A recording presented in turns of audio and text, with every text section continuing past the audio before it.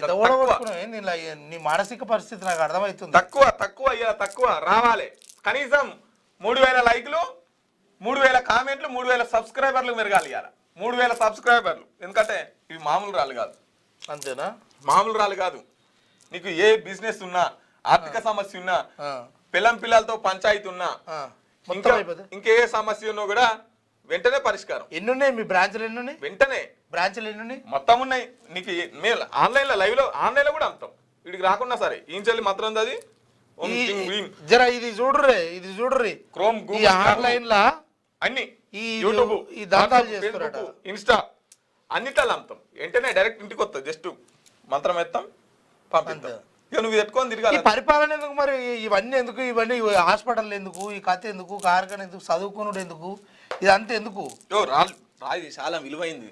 రాయి కింద పడ్డదంటే లక్షలు మోసం, లక్షలు. కాబట్టి తొందరగా రావాలి. నువ్వేమో ఓడగొట్టుకున్నట్టున్నావు కానీ తొందరగా రావాలి. ఈ రాళ్ళు మామూలు రాళ్ళు కాదు. 2000 లైకులు పెరగాలి. ఇవి వెంబట రావాలి. ఇక మిత్రులారా, మీరు కూడా ఎవరన్నా ఇలాంటి వాటిలలో మోసపోతే, ఈ రాళ్ళ గురించి మీకు ఏమైనా తెలిస్తే కామెంట్ చేయండి మిత్రులారా.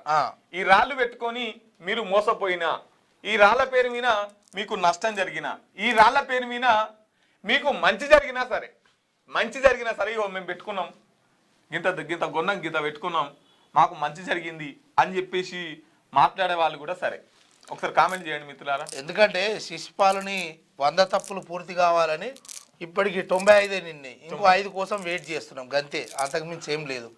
కాబట్టి అందులో భాగంగా మీరు కామెంట్ చేయండి మిత్రులారా.